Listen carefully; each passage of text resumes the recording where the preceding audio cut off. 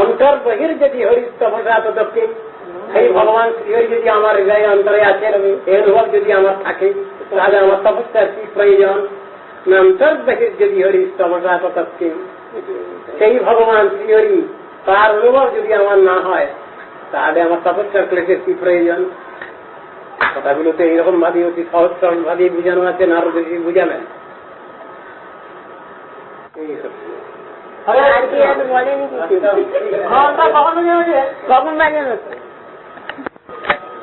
জ্ঞানম যদনন্তং ব্রহ্ম গুণ লীলা কথার শেষ নাই, শেষ নাই, শেষ নাই, আদি নাই, অন্ত নাই। আদৌ অন্তে চ মধ্যে চ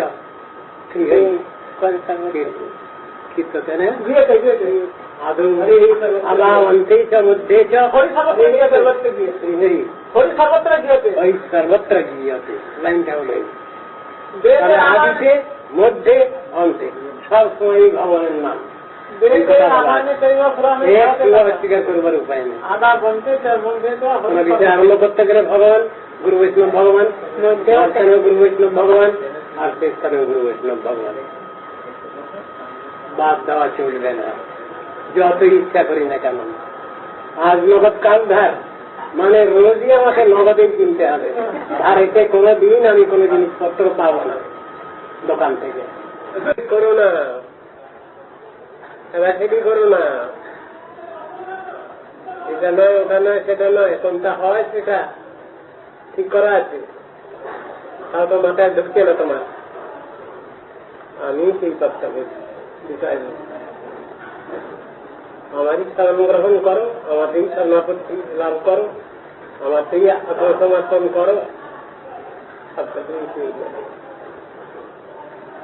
প্রশংসা নিজে কেউ করে না, ভগবানও করেন না আত্মপ্রশংসা। জগতের মধ্যে কি আমরা আছি, আমরা সবাই আত্মপ্রশংসা করতে খুব বাদ। ভগবানকে বাধ্য হয়ে মধ্যে হচ্ছে কথাটা। এই বোকা আম্মকা আমরা আমাদের জন্য কিছুতেই বুঝি না আমরা, সেই জন্যই সব লজ্জা টজ্জা সবসময় ধরে দিয়ে তাকে বলতে হবে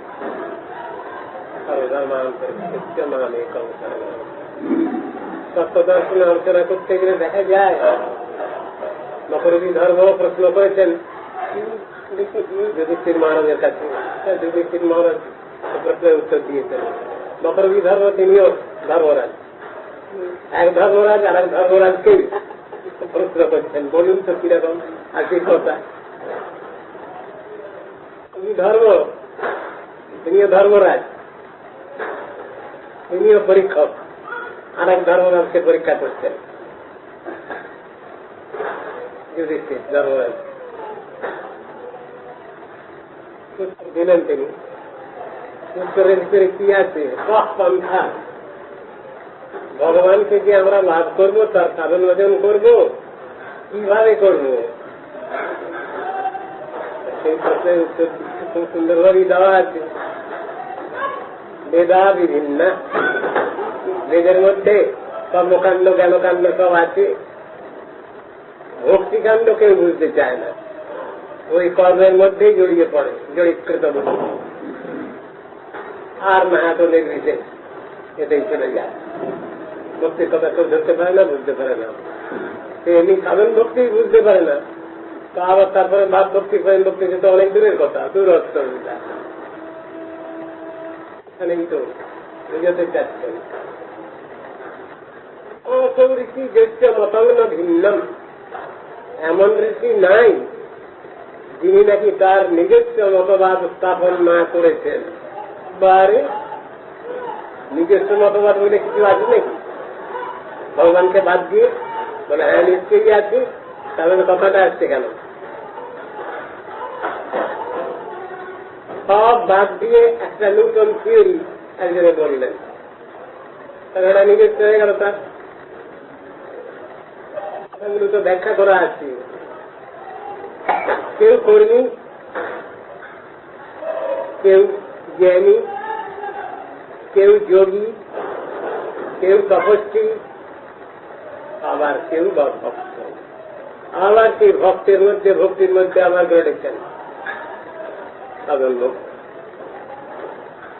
রাগানুগা বলছেন, রাগাত্মিকা বলছেন, ভাব ভক্তি বলছেন, প্রেম ভক্তির কথা এসেছে, সবগুলো তো একই অবস্থা নয়, কথাগুলো তো এলো। ওইটাই তো বুঝাচ্ছেন, ওইটাই তো মাথায় ঢোকে না, সাধারণ মাথায় ওটা ঢোকে না। যতটুকু চিন্তা করা করতে পারে, তা মনলতা যাদের আছে যতটুকু, সেই অনুযায়ী তো সে বুঝবার চেষ্টা করবে। তার যতটুকু স্ট্যামিনা, তার বাইরে সে তো বুঝতে পারবে না, চিত্ত অগ্রসর হবে না। সে যে পয়েন্টে বসে আছে সেই পয়েন্ট পর্যন্ত বুঝবে। আর তারপরেও যে অনেক কিছু জানবার, বুঝবার, শিখবার আছে, সেটা তার মাথায় আসে না, তার চিন্তার মধ্যে আসে না, তার ভাবনার মধ্যে, জড়িয়ে ভাবনার মধ্যে আসে না। এমনই তো ব্যাপার। কি করবে? সেখানে বললেন কি, এমন ঋষি নাই যিনি নাকি তার নিজস্ব মতবাদ না জানিয়েছেন। আরে ভগবানকে বাদ দিয়ে আবার নিজস্ব মতবাদ কি আছে বলেই তো কথাটা এসেছে। ভগবান যেভাবে শাস্ত্রে উপদেশ দিয়েছেন, অ্যাকর্ডিং টু দেয়ার মেরিট, তো বলাই আছে শাস্ত্রে, কর্মমার্গে বলা আছে, যে কথা বলা আছে তার ভিতরেও কিছু এদিক ওদিক হয়ে যাচ্ছে। বৈজ্ঞানিকে মহতি কর্মণি বিদ্যমান কথাটা আছে। বেদের কর্মকাণ্ডেতে মনে ঋষিরাও চলে যাচ্ছেন একদিকে, নির্বিশেষ চিন্তা মধ্যে ঢুকে পড়ছেন। আবার শেষকালে বলছেন, এমন ঋষি নাই যিনি নাকি ভিন্নমত প্রকাশ করেননি। কথাটা এলো কোথা থেকে? ইতিহাস আছে। পরীক্ষিত মহারাজের সভা, সেই সভায় মাত্র 7 দিন পরবায়ু আছে, 7 দিন বাঁচবেন, 7 দিন মাত্র বাঁচবেন। খবর পৌঁছে দিলেন একজনে, মহারাজ আপনি প্রস্তুত হন, আজ থেকে 7 দিনের ভিতরে সাক্ষাৎকার প্রদান করলে আপনার মৃত্যু হবে। জেনে নিলেন তিনি তার ব্যবস্থা নিচ্ছেন। সবাইকে জিজ্ঞাসা করছেন, আমি কি করবো? মাত্র তো 7 দিন, এর মধ্যেই তো আমাকে ভগবানকে পেতে হবে, তার সাক্ষাৎ সেবা লাভ করতে হবে। এবং যিনি প্রশ্ন করছেন তিনি কেউ একজন ভদ্রজীব নন, সমস্ত জানা হলো ওইরকম ধরনের সুচিন্তা, সৎচিন্তা আছে। তিনি বলছেন 7 দিনের ভিতরেই আমাকে ভগবানকে পেতে হবে, তার সাক্ষাৎ সেবা লাভ করতে হবে, ওটা তার ভিতরে আছে।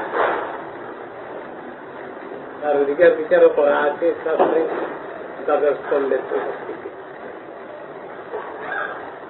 নিত্য সিদ্ধ মহাত্মা যাকে আমরা বলছি, বৈষ্ণব মহারাজ যিনি ব্যবস্থা চাইছেন সব ঋষিগণের কাছে, তিনি হলেন নিত্য সিদ্ধ মহাত্মা।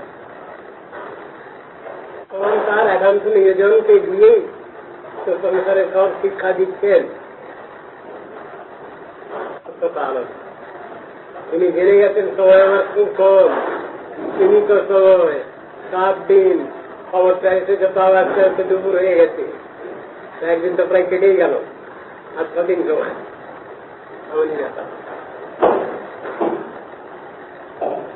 সাধারণ ব্যক্তি তিনি নন, যাকে ভগবান রক্ষার জন্য একটা বিশেষ ব্যবস্থা নিয়েছেন। এই ব্যবস্থা সচরাচর সাধারণত দেখা যায় না। ভগবান সর্বসমর্থ, তিনি এই জায়গায় বসে থাকলেও সব কাজই হয়ে যায় ইচ্ছা মাত্রে। কেন? প্রত্যেক সংকল্প ভগবান, তিনি যা ইচ্ছা করবেন তাই হয়ে যায়। এইরকম ভাবে ক্ষমতা। কিন্তু অশ্বত্থামা ব্রহ্মাস্ত্র নিক্ষেপ করেছিল, তারপরে উত্তরার গর্ভ নষ্ট করবার জন্য হল সমস্ত পৃথিবীকে পাণ্ডব শূন্য করব। পাণ্ডু বংশের শেষে তো করেছে, শেষ করলে সব আমাদের যত শত্রু আছে সব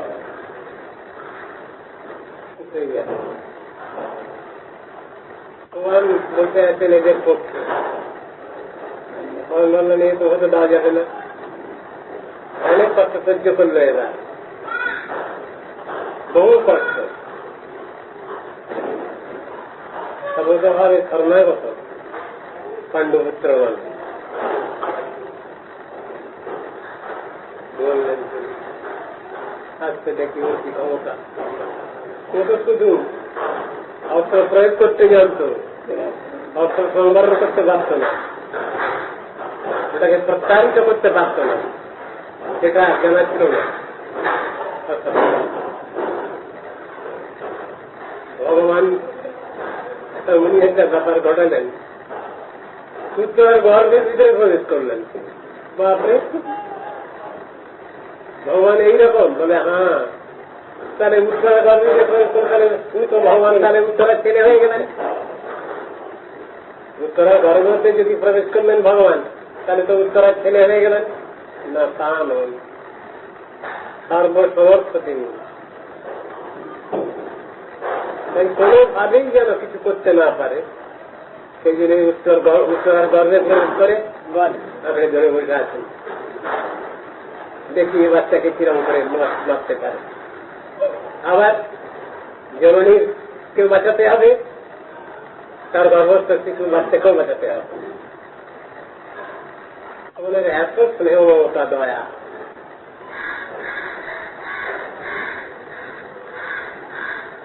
হয়ে গেল সব।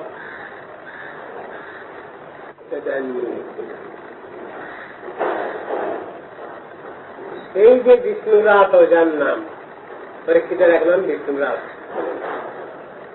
ভগবান যাকে আগে থেকেই পরীক্ষা করে ভালোভাবে পাস করা ছেলে সার্টিফিকেট দিয়ে বসে আছেন, তিনি হলেন পরীক্ষিত মহারাজ।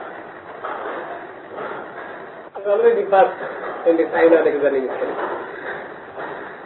সার্টিফিকেট তিনি পেয়ে গেছেন ভগবান থেকে। তাকে আবার কে মারবে? তুমি তো রাখিলে যে রেখে তারে মারিতে পারে, সকল বিধির বিধি তুমি। এই ঘটনাই তো হয়েছে। আমরা তো জিনিসটা বুঝতে পারি না। এই ব্যক্তি রাজত্ব করে করছেন, রাজত্ব চালাচ্ছেন, ধার্মিক রাজা। প্রজাগণের যে কর্তব্য দায়িত্ব সেটা তারা পালন করছে কিনা, এইটা পরীক্ষাও তিনি করতে গেছেন। আমি দেশের রাজা, আমি অত্যন্ত কৃষকার্থ, একটু জল আমি পেলাম না আশ্রমে ঢুকে, এমনই দুর্ভাগ্য আমার। ঘটনাটা তাই, প্রজাগণ তার প্রতি কর্তব্য দায়িত্ব পালন করতে পারেননি। ওই গালাগালি, প্রহ্লাদ মহারাজের গালাগালি এসে পড়ছে। মৌনং চরন্তি দুজনে ন প্রার্থনে। প্রথমটা কি? সবই মুক্তি কামা, বিমুক্তি কামা, মৌনং চরন্তি দুজনে ন প্রার্থনিষ্ঠা। ওই গালাগালি দিয়েছেন প্রহ্লাদ মহারাজ। এরা নিজেরটুকুই বোঝেন, অন্য শহরের দিকে তো কই তাকাচ্ছেন না। হলো ওইটাই হলো সুবিধাবাদ, ওইটাই হলো স্বার্থপরতা। স্বাবলম্বী হওয়া উচিত, এই কথাটা বোঝাতে চাচ্ছেন। ওখানে কি বলছেন? ধর্মের তত্ত্বে নিহিত গুহায়াম। তাহলে ধর্মের তত্ত্ব গুহায় নিহিত আছে, কোথায় দেখা তো আছে। তাই এখানে গুহা কি? হৃদয় গুহা। সাধু মহাজনের হৃদয় গুহা, পাহাড়ের গুহা নয়, সেখানে গিয়ে ধর্মতত্ত্ব খুঁজে পাওয়া যাবে না। সাধু মহাজনের হৃদয় গুহায় ভগবান অবস্থান করেন। আমরা কীর্তন করি, তোমার হৃদয়ে সদা গোবিন্দ বিশ্রাম, গোবিন্দ পাহেন মম বৈষ্ণব পরাম, এসব কীর্তন করি আমরা। হৃদয় গুহায় ভগবান বাস করেন খুব নিশ্চিন্তে। কেন? আর যত হৃদয় গুহা আছে সবই স্বার্থপরতায় ভরপুর, শুধু কেমন দাও দাও দাও দাও দাও, এছাড়া আর কোনো কথা নেই। সঙ্গে একটা ভাষায় কথা আছে, আপনারা শুনলে কিছুটা কিছুটা নিশ্চয়ই বুঝবেন। খাতি পারি, নিতে পারি, দিতে পারি নেই, বলতে পারি, ক্ষতি পারি, ক্ষতি পারি নেই, এইরকম ধরনের কথাটা সমস্ত সুবিধাবাদের কথা। খাতি পারি, নিতে পারি, দিতে পারি নেই, তোমার সাথে করতে পারি, সব জিনিসেরই হিসাব আছে। মহাজনের হৃদয় গুহায় কৃষ্ণ দিয়ে বাস করতে চাচ্ছেন কেন? অন্য যে কোনো জায়গায় থাকা যায়, সেখানেই ভগবান অতৃপ্ত হয়ে যাচ্ছেন। কেন? এত ডিমেন্ড, এত চাহিদা বদ্ধজীবের, বুঝতে পারছেন না। মহাজনের হৃদয় গুহায় কেন যাচ্ছেন তিনি? কৃষ্ণ ভক্ত নিষ্কাম শান্ত, ভক্তি মুক্তি সিদ্ধিকামী সকলই অশান্ত। এই বিচারের জন্য তিনি ভক্তের হৃদয়ে বাস করতে চাচ্ছেন, সাধুগুরু বৈষ্ণবের হৃদয়ে বাস করতে চাচ্ছেন। ওখানে কোন ডিমান্ডের ব্যাপার নেই, খুব শান্তভাবে তিনি ওখানে বিশ্রাম করবেন। বুঝি না তো আমরা ভগবান কেন শুধু সাধুগুরু বৈষ্ণবের হৃদয়ে বাস করতে চাচ্ছেন, তার আর কোন জায়গায় থাকবার জায়গা নেই। যিনি সমস্ত সবকিছুর মালিক, উপরওয়ালা, তার কি দুরবস্থা, এটা চিন্তার বিষয়। দুরবস্থাটা কিরকম? পৃথিবীর 3 ভাগ জল, 1 ভাগ স্থল। এই 1 ভাগ স্থলে সকলের বাস করা সম্ভব হয়ে উঠছে না। কতগুলো দেশ আছে, সেসব দেশে জলে বাস করে লোকে, জলে বাস করে, মানে হ্যাঁ, নৌকার মতো করে, নৌকার মতো আছে সব। এইগুলো ঘর দুয়ার। আমাদের দিকে যেমন বাড়িগুলো আছে ফিল্ম দিয়ে বাড়ি করতে হয়, ওদিকে ওরকম না, চাকা লাগানো বাড়ি, তৈরি বাড়ি, অর্ডার দিলেই পাওয়া যায়, করে দেবে কোম্পানি। চাকা লাগানো, যেমন যেখানে দরকার দিকে নিয়ে যাবে, রথের মতো বাড়ি। তাদের জায়গা নেই, সেই জন্যে উপর দিয়ে নিয়ে গেল ট্রাম লাইন, রেলগাড়িগুলো ওই রকম।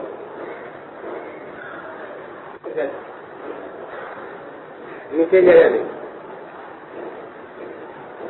জলের উপরে। আর ভগবানের কি দুর্দশা, তিনি মূল মালিক, তার একটু থাকবার জায়গা মিলছে না। তিনি শেষকালে মন খারাপ করে জলেতেই আশ্রয় নিলেন, জলেতেই আশ্রয় নিলেন। কোথায় চলেন? এই শীতের সময় ঠাকুরের কত কষ্ট, সহ্য আরাধনা করলেন, এটা সাপড়ি দিয়ে, মহা ঠান্ডা, হাতে লাগলেই একবারে মাটিয়ে উঠছে, এত ঠান্ডা গ্রীষ্মকালে। আর এই শীতের সময় সেই সর্পকে দিয়েই তিনি সহ্য রচনা করলেন। সে তো তাই বিষ্ণু ভগবান, কে ওই শয্যা হলেন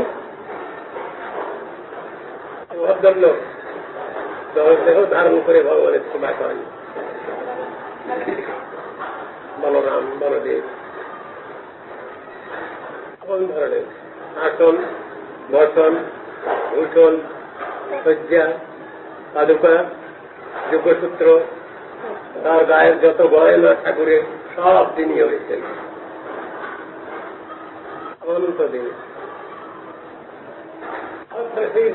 পুরুষ মন্ত্র আছে, কাউকে ধ্যান করাতে গেলে সব মন্ত্র বলতে হয়। তিনি আবার বিষ্ণু, তিনি নারায়ণ, তাকেও পূজা করা যায় তুলসী দিয়ে। হয়ে গেল, জায়গা মিলল না, মাটির সব জায়গা হলো না বাংলাদেশ। আর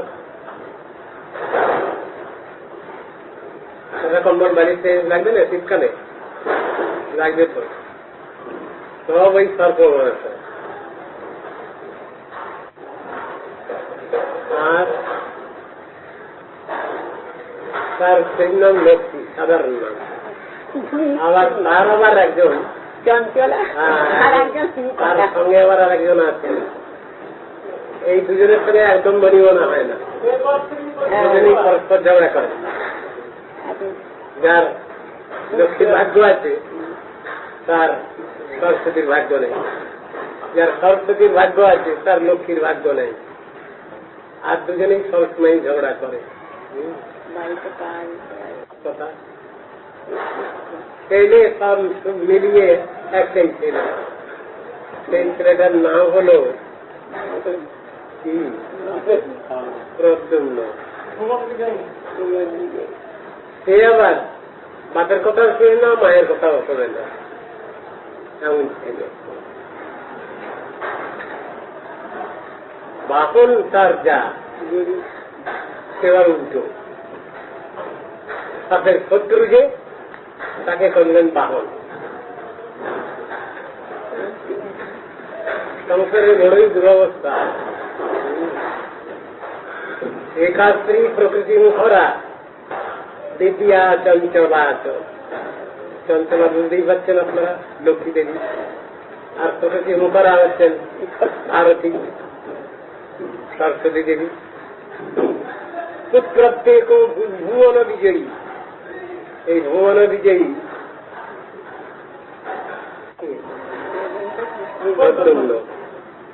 কামদেব, কিউপিড।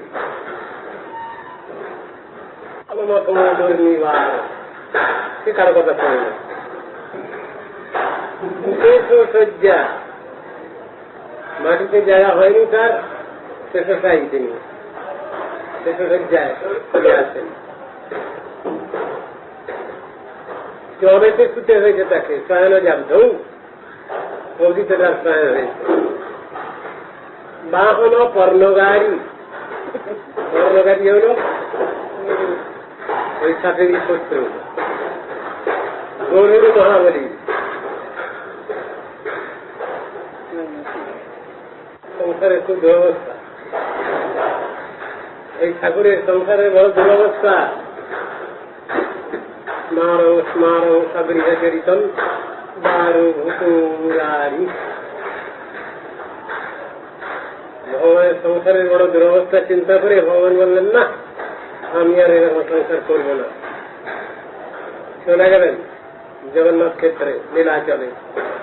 সেখানে গিয়ে মুরারি দারু ভূতে, আমি কার সঙ্গে কথা বলবো না, কার সঙ্গে করবো, আমার এই সংসার ভালো লাগে না। এই যে সব শিক্ষা রয়েছে, ভগবান নিজে সকলকে দিয়ে দিয়ে চিত্রটা নিজেকে লিখেছিল। এইরকম তিনি ত্যাগী, এইরকম ত্যাগ স্বীকার করেন চৈত্রময় ভগবান। আমরা তো কিছুই বুঝতে পারি না। ওই জায়গাটায় এখানে ভালো জায়গা নাই বলে ভক্তের হৃদয়ে বাস করছেন। তারপরে স্পেশাল নিরাপদ, এখানে কারো কোনো খেলাখুলি গুতগতি নেই। ঠাকুর দাও নানাং দেহি জানাং দেহি দিহি, হ্যাঁ মনোরমাং ধার্যাং দেহি দেহি দেহি পুনঃ পুনঃ, এসবগুলো প্রার্থনা নাই, তার এগুলো শুনতে হয় না তাকে। ওই জায়গা ছেড়ে দিলেই ইভেন্টের ভিতরে আসছে, চাহিদার ভিতরে আসছে। সেই জন্য তিনি ঠিক করে রেখেছেন ভক্তের হৃদয়। বৈষ্ণব হৃদয় ঠিক করে রেখেছেন, ওইখানে থাকবে ভগবানের ওই অবস্থা। আর ভক্ত বলছেন তুমি বড্ড ট্যাপু করো, এমন জায়গায় তোমাকে আজকে রাখবো আমি, তোমার আর বাহাদুরি করা চলবে না। তুমি জগৎকে, নিখিল জগৎকে তুমি সাজা দাও, এখন আমার সাজাটা তুমি নাও, আমার ভাই তোমায় আটকে রাখবো। তুমি কি করো?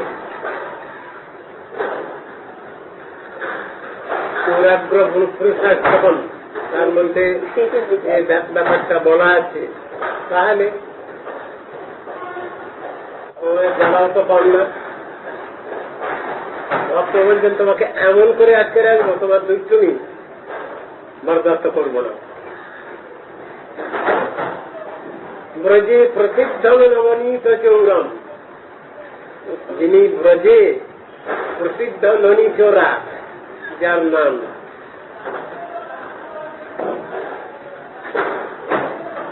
প্রজাঙ্গনানঞ্চ দুকুল চৌরম। আমি শ্লোকটা উঠে পাল্টে বলছি, ইচ্ছা করেছি। তিনি প্রজাঙ্গনাগণের দুকুল বলছি বস্ত্র হরণ করেছেন। পদার্থিকানঞ্চ সমগ্র চৌরম, আপনি যিনি শরণাগত হন, আশ্রিত হন যে ভগবানের কাছে, তার সবই তিনি চুরি করেন। অল্প একটু দিয়েছে, দিয়ে রেহাই নেই। তিনি বললেন বেটা বেটি তো সবটা নিয়ে নেবো, যা। মহা মুশকিল। এইগুলো সেই ভগবানের অবস্থা। অনেক জন্মার্জিত পাপ চৌরম, বহু বহু জন্মের অর্জিত সব চুরি করতেন তিনি। পাপ চুরি করতেন মানে সব পাপটা তিনি নিয়ে নিলেন, সব পাপ খণ্ডন করে দিলেন তিনি। নবাম্বুদ কেমন কান্তি চৌরম, নবাম্বুদ মানে নবীন মেঘ আকাশে, নবজলধর কান্তি, কেমন কান্তি চৌরম। তার কান্তি চুরি করেছেন ভগবান। বললে হ্যাঁ, যেতে চোর নয়, অদ্ভুত চোর। নবজলধর কান্তি তিনি চুরি করেছেন। নবীগঞ্জের হৃদয় শ্যাম, এই রং তিনি নিয়েছেন গায়ে। শ্যামল কান্তি চৌরম, রাধিকায়া হৃদয় চৌরম, শ্রী রাধিকার হৃদয় যিনি চুরি করেছেন। এটা তো ভয়ঙ্কর কথা। বলে হ্যাঁ তাই তো।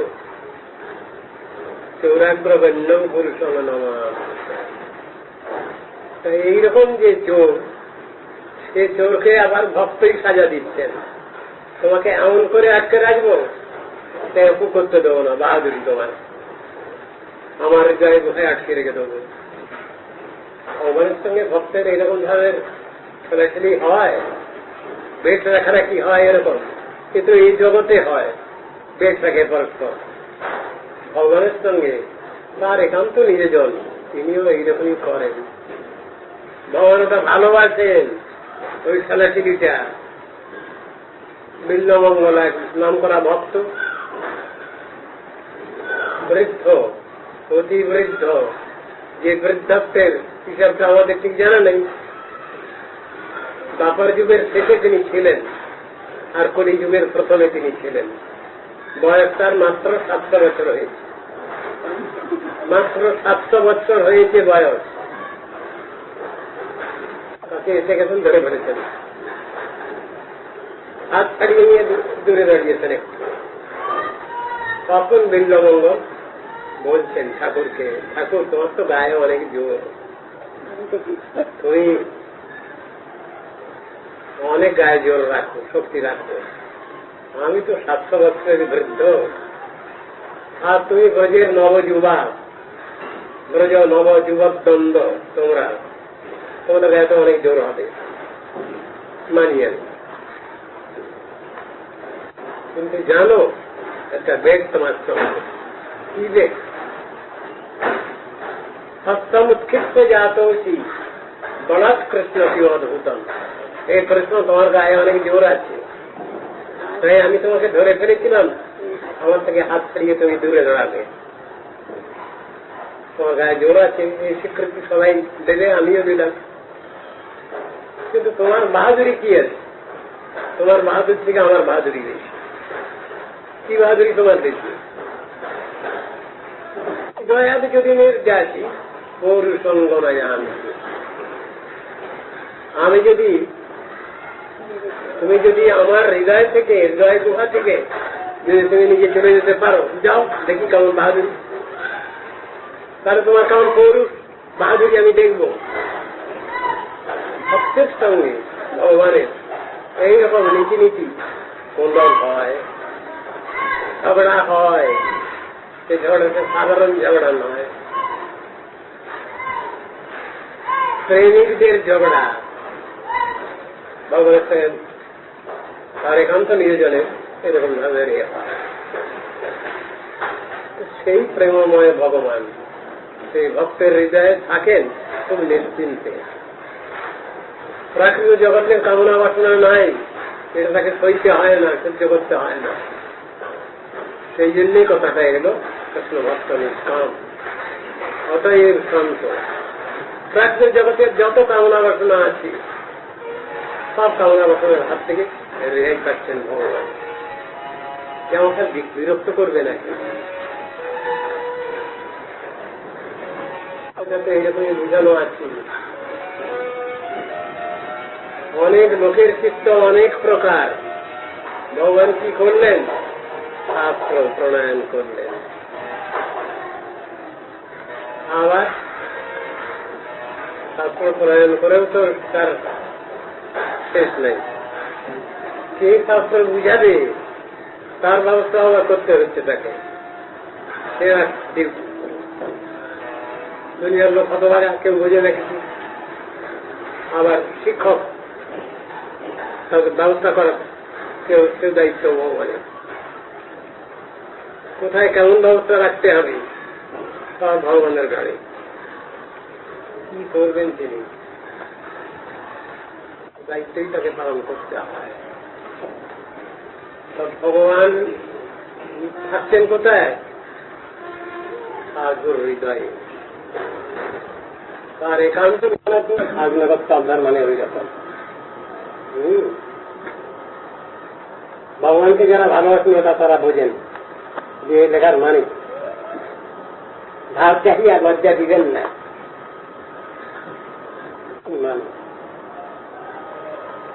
থেকে চালাক করা যাবে এই যেন কৃষ্ণ হয় কেউ হতে পারে না। আপনার কথা আপনি বলেন আর সব ফতুর, আর সব ফতুর আপনি বলেন। হ্যাঁ নাই তো, ওটাই তো ব্যাপার। সব থেকে চালাক, সব থেকে বুদ্ধিমান বুদ্ধিমতী হরিভক্ত যারা ভগবত, এদের মতো চতুর কেউ নেই। আর যত আছে সব বোকার দল, যারা হরিভজন করে না তাদের মতো বোকা লোক এই সংসারে এই জগতে এই পৃথিবীতে নাই। শাস্ত্রে বলা বড় হতভাগা তারা, হতভাগ্য দুর্ভাগ্য যারা হরিভজন করে না। মাধব হরি না, হরি না মাধব হরি নাম নীরা। কথাটা তো অনেক কথার উপরে কথা। তাহলে সেই কথে ভারী বিন্দু তোমার সেই বিচারী মানো তাই তোমার ছিল। হব মজু হব কোন কাজ, মাধব হম পরিণাম নিরাজ। হরে কৃষ্ণ হরে কৃষ্ণ। সেটা দিয়ে তুমি তৈরি করেছে, তাতেই মেরেছে ভগবান। ভগবানকে মেরে দিয়েছে। সব কথা ভেদ করলো রামলীলায়।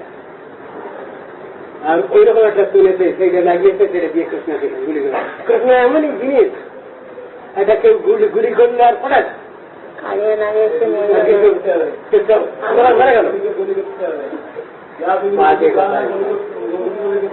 বিশ্বাস করতে নিষেধ করেছেন শাস্ত্রে।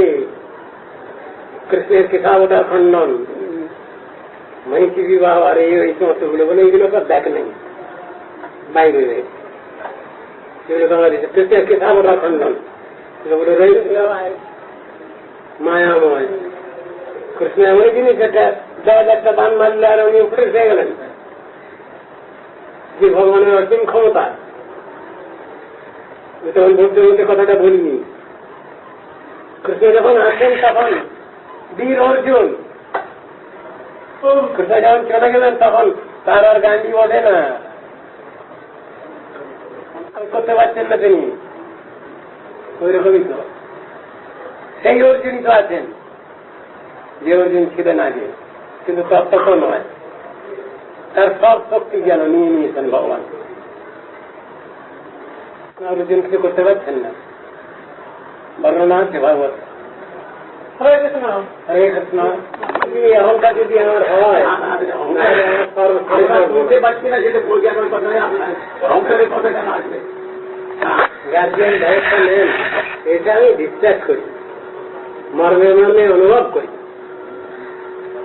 যদি কান্নাকাটি আমরা করি গার্জিয়ানের কাছে তাহলে তারা ব্যবস্থা নিশ্চয়ই নেন নিচ্ছেন নেবেন নিয়েছিলেন এইটাই হলো খালি সত্যি কথা এতে একটু মিথ্যা নেই এইটুকুই বুঝবার বিষয় শাস্ত্র আছে যা সব উদাহরণ কিন্তু অনুভব বাস্তব অনুভব এটাই তো বড় কথা সেইটুকু নেওয়া বোঝাইছে আমাদের বড় কথা হরে কৃষ্ণ কান্নাকাটি করলে ভগবান নিশ্চয়ই কৃপা করেন দয়া করেন কৃপা করেছেন দয়া করেছেন করছেন করবেন এমনই ভয় নাই ভরসা আছে ভয়ও নেই ভরসাও নেই এমন কথা না ভরসা আছে দিদি চলো চলো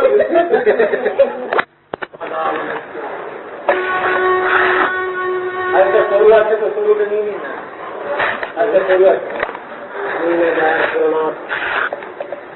মা হয়েছিল দিলুম বাবা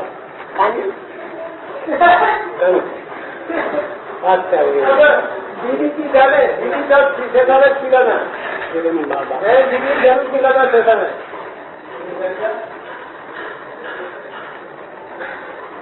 উনি বলেছেন আপনি ওই দিনও দেখাত না আপনি মথুরা না এই সম্বন্ধে কিছু বলুন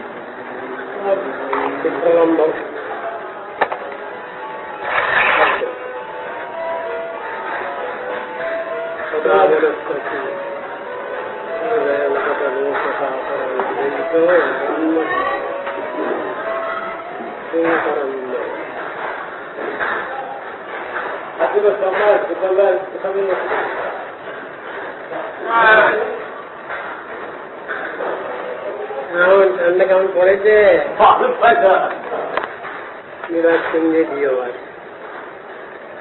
কি বলেছেন কে বলেছেন যে জানি না শুনিয়ে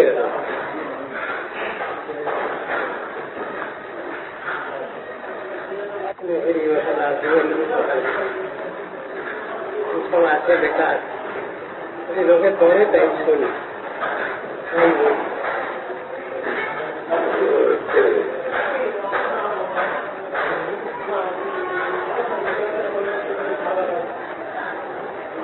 তুলসী রাজ্যে গিয়েছেন তাতে এক জায়গা লিখেছেন গোবিন্দে মহারানী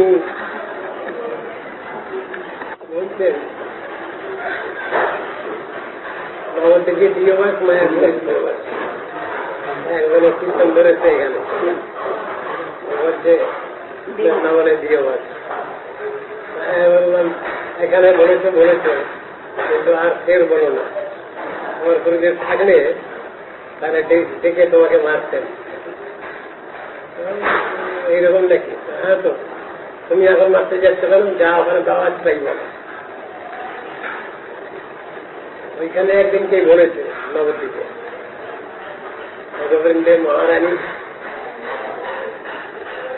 সেই নবদ্বীপে দিও বাস মায়াপুরে দিও বাস তারপর দিয়ে লেখা আছে সেই বলেছে বৃন্দাবনে দিও বাস হ্যাঁ ওকে থাকো তো কোথায় লেখা আছে কোথায় লেখা আছে কেন লেখা তাহলে সেখান থেকে একটা লাগিয়ে দিলেই হলো।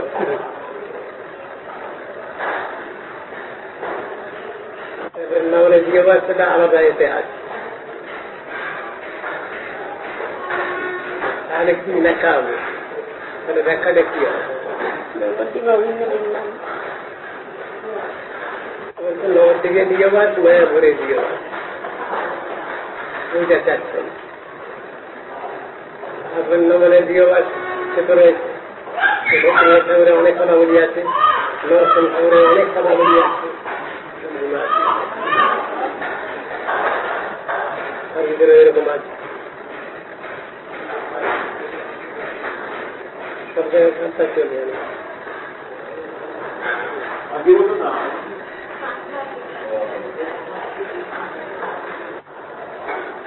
অর্থবস্তু তো একই।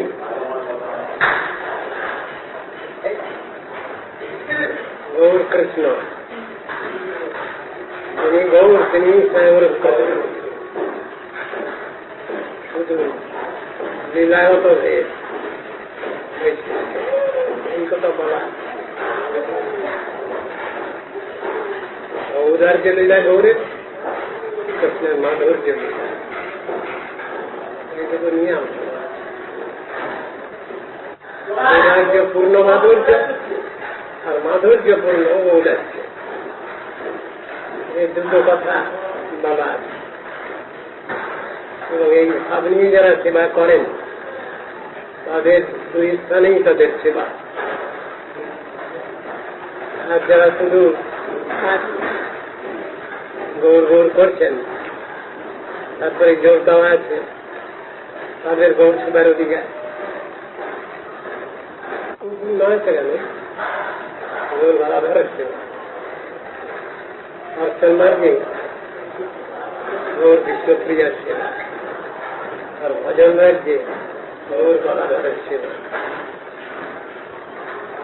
সূর্য বিগ্রহের সেবা করছেন,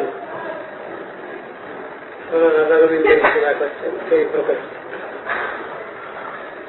যারা ঔদার্য মাধুর্য মিক্সড আছে, এই মাধুর্য পূর্ণ ঔদার্য, তারা উভয় প্রকৃতি তাদের সেবা। এইসব কথাগুলো আছে। লোকে গোকুল দর্শন, গোকুলে গোলক দর্শন, দুটো কথা নিজের কথা রয়েছে। দর্শন একরকমের কথা, আর গোকুলে গোলক দর্শন সবাই সবটা হয়ে না। ভৌমপ্রজ, অপ্রাকৃত প্রজ, দুটো জিনিস। হয়তো শোনা আছে, তত্ত্ব দর্শনটা জানা নেই। চিন্ময় লীলা কখন কিভাবে কোন জায়গায় কিরকম হচ্ছে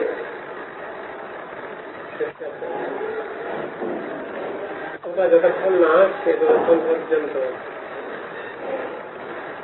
অ্যাডজাস্টেড হচ্ছে না। এই হলো কথাটা। আগে দেখছিলাম ওই 4 যুগের তারা ব্রহ্ম নাম, ওইটা নিয়ে ব্যাখ্যা দিচ্ছেন ভক্তি বিনোদ ঠাকুর। বললেন যে এখানে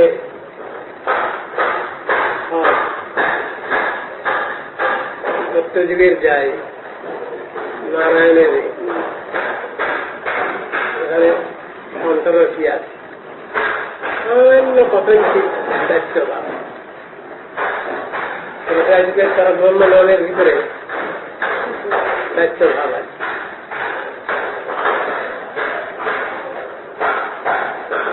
তারপর যুগের তারা ব্রহ্ম নামের ভিতরে ত্যাগ আছে। যেটা আছে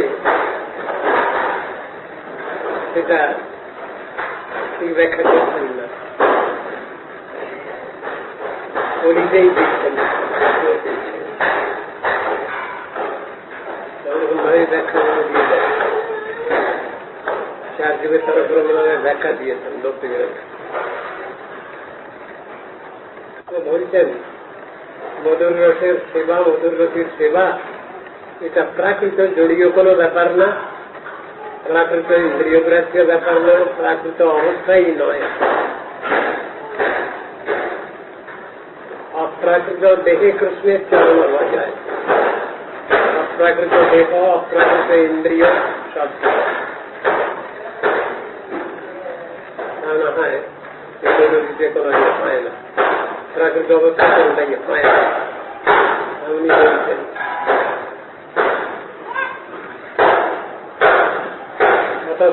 নামাদি নববেদ গ্রাহ্য ইন্দ্রিয়, প্রাকৃত ইন্দ্রিয় গ্রাহ্য নয় কৃষ্ণ নাম। সেবনমুখে হি জীবভাগ স্বয়মেব পুরস্কৃত। সেবনমুখ জীবকে উঠতে, সেবনমুখ জীব যখন হয়ে গেল তখন প্রাকৃত নাই, তখন অপ্রাকৃত ভাবনাটা বাস্তব ভাবনা, তখনই শুদ্ধ নাম উচ্চারিত হয়। আর প্রাকৃত অবস্থায় যতদিন আমরা আছি, জড়াবস্থায়, বদ্ধাবস্থায়, ততক্ষণ পর্যন্ত নাম অক্ষর বাহিরে বটে, নাম কবু নয়, এই বলে বলছে। প্রাকৃত অবস্থায় যতদিন পর্যন্ত আছে, যতক্ষণ পর্যন্ত আছে, ততক্ষণ পর্যন্ত শুদ্ধ নাম উচ্চারিত হতে পারে না। কথাগুলো বুঝে নয়, আকাঙ্ক্ষা হয়তো থাকবে, কেন থাকবে না? মহাপ্রভুর কথাগুলো দেখতে আসবে। কাশীর উপাসনা প্রজবধূ বর্গে না যা পরিচিত আইনের কথা এটা। মহাপ্রভু সেই জিনিসটাই বলতে চাচ্ছেন, বুঝতে চাচ্ছেন। হাইয়েস্ট থট ওটা, মাথায় ঢোকে না। যতদিন মনটা জড়িয়ে চিন্তা করছে, বুদ্ধি অহংকার সব জড়িয়ে ভাব নিয়ে চলছে, ততক্ষণ পর্যন্ত এগুলো হবে না। সব ভুল বোঝাবুঝির অবসান হয়ে গেছে, সব ভুল বোঝাবুঝি বুঝবে, তখন এটা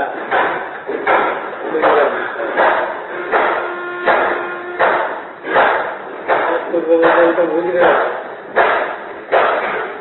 যতদিন জড়ভাবে হয়েছে ততদিন পর্যন্ত বুঝবার বিষয় নয়।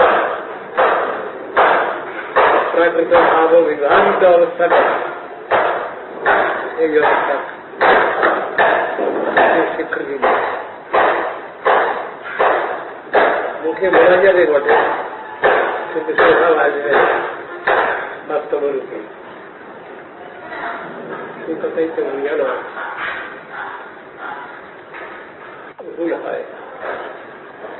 জিনিসটা তো ঠিক আছে, বলতে ভুল হয়ে যায়। ভুল হবে কেন? জড়ীয় ভাব, প্রাকৃত ভাব যতক্ষণ থাকবে ততক্ষণ বুঝতে নিশ্চয়ই ভুল হবে, ভুল থাকবেই পারে। জড়ীয় চিন্তা থেকে অতীত অবস্থায় পৌঁছেছে মন, তখন তো সে আর ভুল করবে না, ভুল বলবে না, ভুল দেখবে না, ভুল শুনবে না। ব্যতীত ভাবনাবর্ণ সংস্কার ভারভূ হৃদি সত্যজলে বাড়ম সদতি সরসু মত। তাকে বলা হলো খেজুরের রস না আখের রস। পূর্ব পর্যন্ত তার বোধ নাই।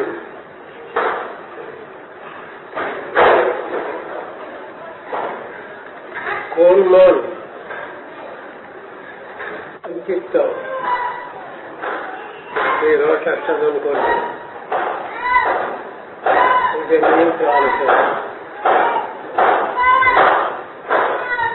অনেক হৃদয় মন জড়মন, ওর মন বৃন্দাবন। মহাপ্রভু বলছেন আমার মনটা বৃন্দাবন। এখানে তিনি কি অহংকার প্রকাশ করলেন? তা তো নয়। তিনি কি বলেছেন? আমি এই অবস্থাটা না পেয়ে যদি আমি বলি তাহলে আমি মিথ্যাবাদী।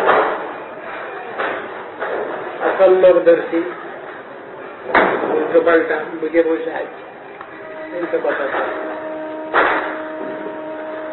সব জিনিসটাই নির্ভর করছে নিজের পর। নিজের পরে মানে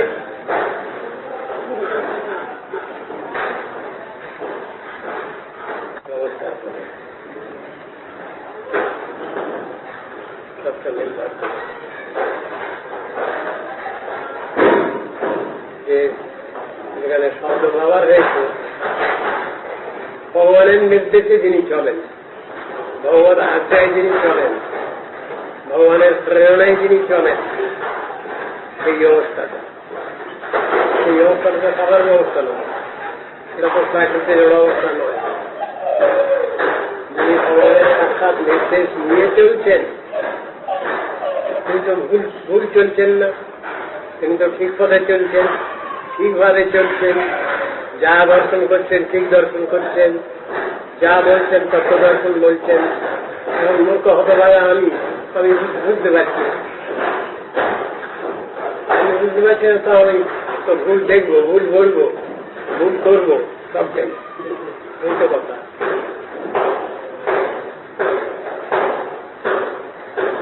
বর্ণনা আছে, এখন বর্ণিত বিষয় যিনি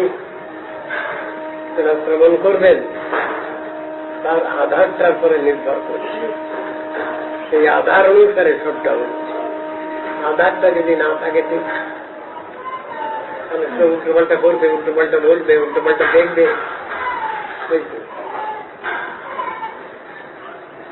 আর যখন তত্ত্বে প্রতিষ্ঠিত তখন তিনি ঠিকই দেখছেন, তখন তিনি ঠাকুরকে ঠাকুর বলেই দেখছেন, দর্শন করছেন। তখন তার ইটকাট পাথর দর্শন নাই, তিনি স্বয়ংরূপ তত্ত্ব, সাক্ষাৎ চিন্ময় বিগ্রহ। বলা আছে এক জায়গায় ভগবান শ্রীকৃষ্ণ সৎচিত আনন্দময় বস্তু লেখা আছে, কিন্তু এর ভিতরে সৎ আর চিত এই দুটো গুণ ভগবানের। আর আনন্দময় হচ্ছেন রাধা ঠাকুরের, এই নিয়ে পূর্ণ হচ্ছে। তত্ত্ববস্তু ব্যাখ্যা করতে গেলে তিনি সচ্চিদ আনন্দময় তত্ত্ব, যখন ভাগ করে যখন ব্যাখ্যা করতে হবে তখন সচ্চিত এটা কৃষ্ণের ভাগ, আর রাধা ঠাকুরের ভাগ হল আনন্দ, আনন্দময়, আনন্দ ব্রহ্ম। এই আনন্দ ব্রহ্ম বলতে গিয়ে ওই আনন্দময় ব্যাসা বলতে হয়েছে, শুধু আনন্দ নন, তিনি আনন্দময়। এখানে ময় মানে প্রাচুর্য, প্রচুর আনন্দে যিনি খনি রাধা ঠাকুরের আনন্দের লাদিনী, এই লাদিনী শক্তি বলা হয়েছে। আর সবটা নিয়ে তিনি কৃষ্ণ যখন সর্বেশ্বরেশ্ব পরাৎপর তত্ত্ব, পুরুষোত্তম তত্ত্ব, তখন তার মধ্যে সবটাই আছে। সচ্চিদানন্দ বিগ্রহ, ঈশ্বর অপরম কৃষ্ণ সচ্চিদানন্দ বিগ্রহ। কিন্তু সেই সচ্চিদানন্দ বিগ্রহের মধ্যে কি লাদিনী শক্তি নাই? সেই সচ্চিদানন্দ বিগ্রহের মধ্যে কি আনন্দ শক্তি নাই? ওর ব্যাখ্যা দেওয়া আছে বেদে উপনিষদে। আনন্দময় অভ্যাস যেমন তেমনি ভগবান আনন্দময়। এই জগতে আমরা কেউ মরতে চাই না, আমরা কেউ মরতে চাই না, সবাই বাঁচতে চাই, মানে আমাদের অস্তিত্ব সংরক্ষণ করতে চাই। কেন? জীবাত্মার এই প্রয়াস কেন, এই প্রচেষ্টা কেন? শাস্ত্র বলছেন জীবাত্মা তার জাতীয় বস্তু, তো এই জন্য তার আশা আকাঙ্ক্ষা, আরে আমার তো মৃত্যু নাই,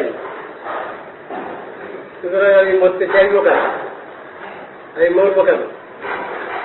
আমি যে শুধু ভগবানের অংশ, ডাইরেক্ট অংশ, আমার তো মৃত্যু নেই, জীবাত্মার তো মৃত্যু নেই।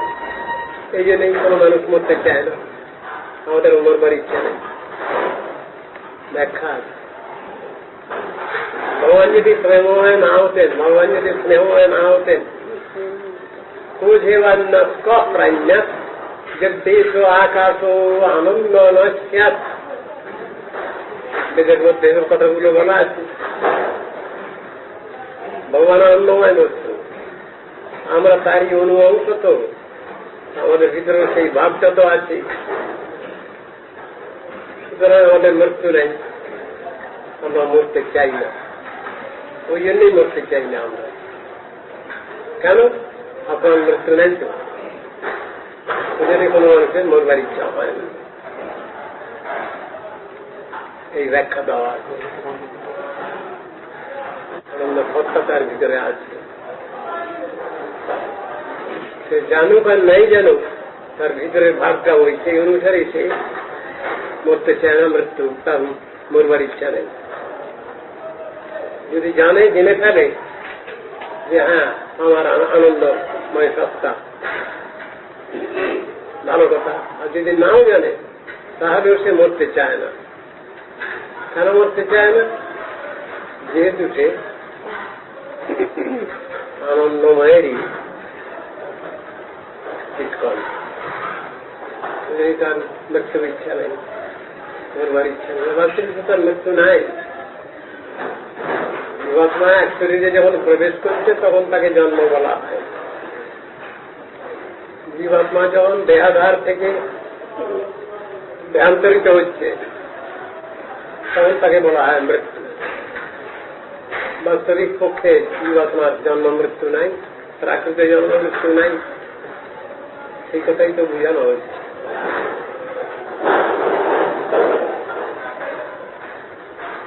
ব্রহ্মজ্ঞানের বিষয়ে বলছেন, ব্রহ্মজ্ঞানটা সেইটা ভগবান আমার কি, ভগবান যদি আমার কেউ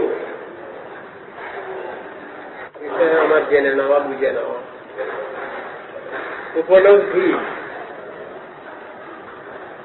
ভগবানের অনুচৈতন্য, আমি তাকে বাদ দিয়ে নই,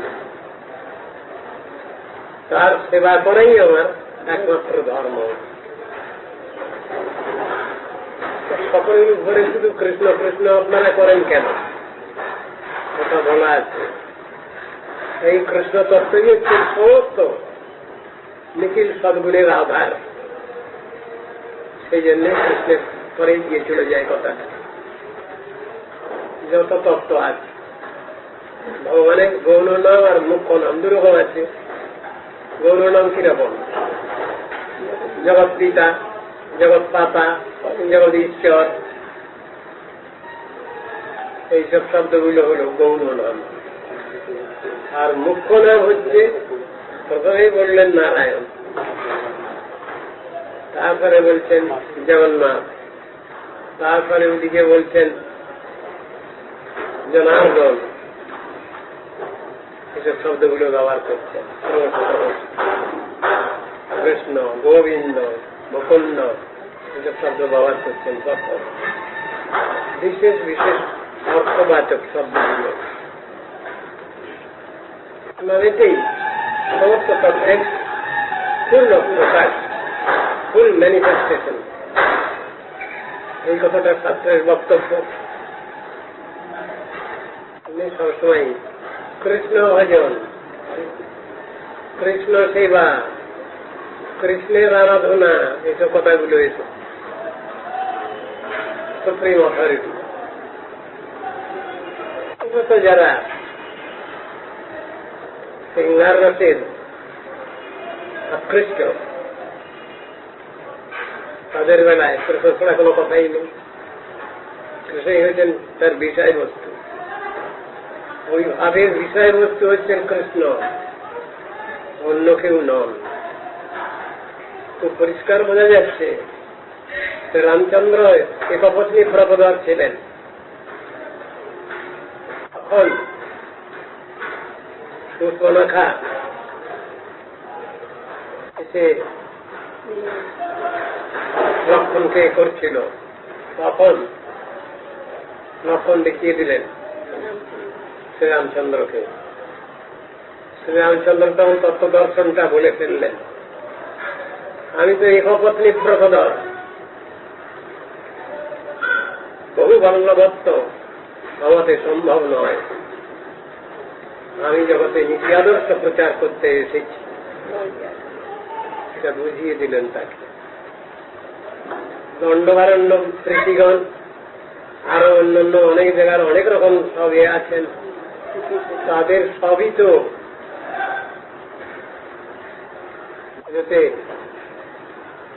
যাওয়ার অধিকার দিলেন, সবকিছু করলেন, কিন্তু সব গভীর তো স্ট্যাটাস স্ট্যান্ডার্ড এক নয়,